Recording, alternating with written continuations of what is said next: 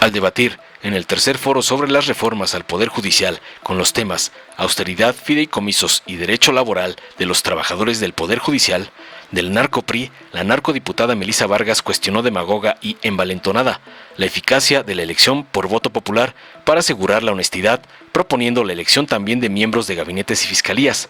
Argumentó descarada que la corrupción solo se puede erradicar con mecanismos de transparencia y control, sugiriendo trabajar en su fortalecimiento en todos los niveles de gobierno. Con tono cínico preguntó cómo se evitará la injerencia del crimen organizado en la elección de jueces y magistrados, así como la cooptación de la voluntad de estos por los partidos. Finalmente también cuestionó la disque eliminación del sistema de carrera judicial y los mecanismos de regulación de campañas y filtros. Tras oír las falacias y sandeces de la Dipupac de Alito y gata del señor X por el PT, el diputado Gerardo Fernández Noroña aseveró tajante para responderle que algo que ayudaría mucho en estos diálogos son propuestas para fortalecer los requisitos de quienes serán los integrantes del Poder Judicial. Aclaró, se van a respetar absolutamente los derechos de los trabajadores, pero ayudaría el que se planteen qué políticas de austeridad pueden ser implementadas. Además, llamó contundente a ajustarse a la nueva política, dimensionar y respetar la exigencia del pueblo de México del 2 de junio, que no solo votó por nuestro movimiento, sino en las encuestas que se hicieron hasta el 90% está de acuerdo con esta reforma al Poder Judicial y el 80% en que se elijan a los integrantes de dicho poder, concluyó para darle un baño de realidad a los cínicos del narco-PRIAN. Veamos enseguida cómo el doctor Noroña humilla brutalmente a una Dipupac de Alito por atacar la reforma al Poder Perjudicial, como le ordena su padrote, el narcoampón Claudio X González. Muchas gracias, muy buenas tardes. Felicitar en primer lugar a todos los ponentes, la verdad es que ha sido una mañana muy interesante escuchar todas las visiones, que al final de esto se trata todo, de escuchar los diferentes puntos de vista para poder retomar de ahí lo más importante. Este foro, como se ha planteado, se trataba fundamentalmente sobre el tema de los recursos. Sin embargo, pues no se puede dejar de tocar el tema de la elección de los ministros y de los jueces a través del voto popular, porque es el corazón de la reforma. Yo quisiera hacer algunas reflexiones en primer lugar y después unas preguntas que me queda claro que pues los ponentes no las van a contestar, si no lo harán en su momento los legisladores, quienes serán quienes estarán haciendo estas reformas en el próximo periodo, pero sí quisiera dejarlas para la reflexión. Primero, si la elección por voto popular asegura la honestidad, pues entonces ¿por qué no elegir también a los miembros de los gabinetes federal, estatales y municipales, donde también hay actos de corrupción en todo el país? O mejor aún, coincido con la propuesta del subsecretario, que planteó que también urge reformar a las fiscalías y al Ministerio Público. ¿Por qué no elegirlos también por voto popular? Como lo señalaba uno de los que hicieron aquí pregunta, coincido. Si el voto popular elimina la corrupción, pues apliquemos ese principio para todos, es decir, todos parejos y todos coludos, que el pueblo decida para todos, completamente, para todos los niveles y para todos los poderes. Sin embargo, sabemos que no es así, que la corrupción solo termina con mecanismos de transparencia, de control, y tenemos que trabajar en fortalecer esos mecanismos de transparencia y de control en todos los niveles de gobierno y en todos los poderes, independientemente de quienes los encabezan. Sin embargo, sé, como bien lo dijo el legislador Noroña, que pues esto es una reforma ya tomada y que se va a legislar independientemente de lo que se diga en los foros, independientemente de lo que se opine, que esto es ya un hecho consumado. Por lo tanto, es casi un hecho que los jueces y magistrados se van a elegir por voto popular. Si así es, déjenme entonces, y así será, dejar algunas preguntas. Primero, ¿cómo se va a evitar la injerencia del crimen organizado en el proceso de elección de jueces y magistrados? Si en el proceso electoral que acabamos de vivir el 2 de junio no se pudo evitar, y hubo lugares donde evidentemente el crimen organizado no solamente puso, sino que decidió prácticamente también muchos de los resultados electorales. Esa es la primera pregunta. ¿Cómo vamos a evitar que eso suceda en el máximo órgano donde se imparte justicia? Segundo, ¿cómo este mecanismo no va a eliminar el sistema de carrera judicial? Es decir, ¿cómo se van a empatar? Pero además, ¿qué va a pasar con los que ya están participando en los concursos después de esta reforma? Y esta es una pregunta que me hicieron y que me pidieron muchos de estas miembros del Poder Judicial que están ya en estos concursos y en estas carreras y que les ha llevado mucho tiempo que hiciera. ¿Qué va a pasar con ellos, quienes ya están a punto de aprobar los exámenes de oposición? 3. ¿Quién va a regular las ofertas de campaña? Digo, imaginémonos hasta las más absurdas, ¿no? Porque lo hemos visto en todas las elecciones. Es decir, imaginémonos proponer sentencias a modo, por ejemplo, ¿no? No sé cuáles serán, porque al final, pues como una oferta de campaña, pues todos tendrán que decir que van a actuar conforme a la ley. No me imagino otra oferta de campaña, pues. ¿Cómo evitar que los partidos terminen cooptando la voluntad de los jueces y de los magistrados si van a participar en política? Porque lanzarlos a una campaña es lanzarlos a eso.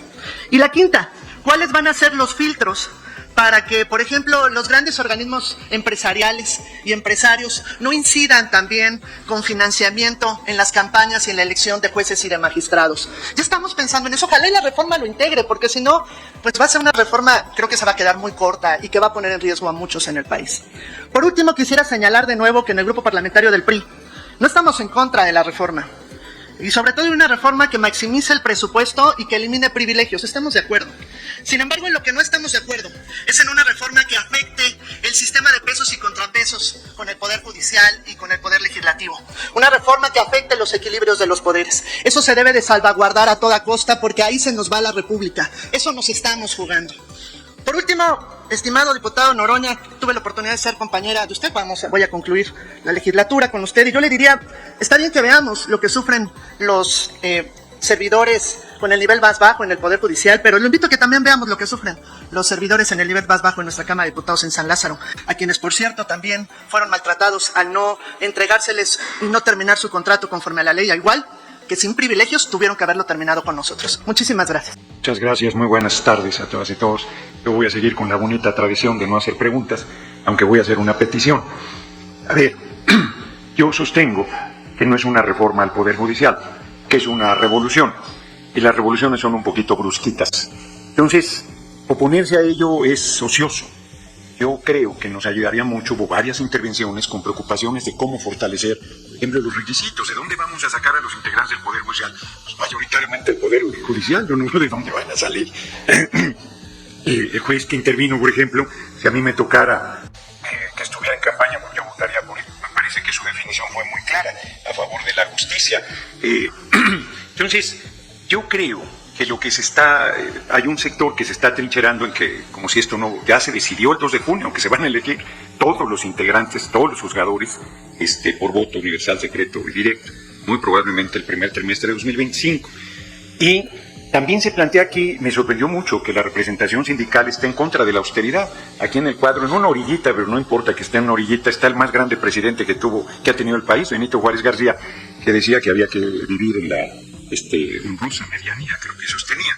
Y yo escuché argumentos en contra de la austeridad, inclusive de los ministros de la Corte, casi me convencieron, y cuando los vi salir con el aparatazo de camionetas blindadas, de un policía abriéndoles camino, todo el asunto, dije, algo no está funcionando bien. O vas a la Corte y te encuentras, se dice que los trabajadores, que los de abajo, son outsourcing. Las trabajadoras de limpieza, trabajadores de limpieza, son outsourcing. Los trabajadores de vigilancia son outsourcing.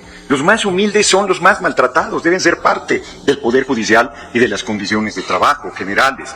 Yo aquí quiero plantear que se va a respetar absolutamente los derechos de las trabajadoras y trabajadores, faltaba más. O al patrón sustituto, pues es el Estado mexicano su patrón y seguirá siendo, y tendrán que ser respetados los derechos plenamente, pero creo, y esa es la petición, que nos ayudaría mucho si nos plantearan a ver qué políticas de austeridad. Aquí alguien inclusive se atrevió a decir que no se respetaba el presupuesto solicitado por la Corte. No, pues no se respeta ni se le falta el respeto, ni se deja de respetar. Es potestad exclusiva de la Cámara de Diputados decidir el presupuesto de la nación. Entonces, y esa es una definición del marco constitucional. Entonces yo cierro planteando, hay los fideicomisos. El Poder Judicial pudo hacer su reforma y no quiso hacerla. Se negó a hacerla, paró la que iba en camino.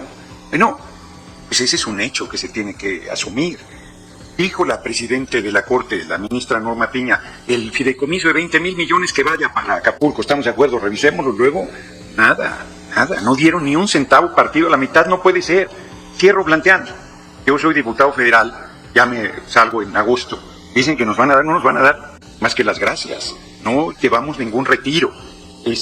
Yo no me atiendo en el ISSSTE, me atiendo en el Seguro Social, y ahí me seguiré atendiendo. No se les va a caer el pelo a los hombres que se atiendan en el Seguro Social. Es un buen servicio. Hay que mejorarlo, hay que ir ahí para que hagamos señalamientos de cómo mejorarlo. Yo creo que hay que ajustarnos a la nueva política, a la nueva dimensión, y respetar, la exigencia del pueblo de México del 2 de junio, que no solo votó mayoritariamente por nuestro movimiento, sino en las encuestas que se hicieron hasta el 90% está de acuerdo en una reforma al Poder Judicial, 80% está de acuerdo en que se elija. Entonces, no hay más que cumplirle al pueblo de México, y mi petición es que quienes nos están ayudando en estos foros nos hagan llegar reflexiones, propuestas que enriquezcan lados ciegos que termino como los que aquí se han planteado. Faltan las fiscalías, yo creo que hay que hacer una defensoría del pueblo, falta en el ámbito laboral, falta en el ámbito agrario. Díganos cómo fortalecemos la austeridad. Entonces hay muchas cosas por hacer y será ideal que lo hagamos de manera colectiva. Muchas gracias por su atención. Muchas gracias a Gerardo Fernández Noroña. Dale en me gusta, suscríbete, activa la campanita y compártelo para que más gente lo vea.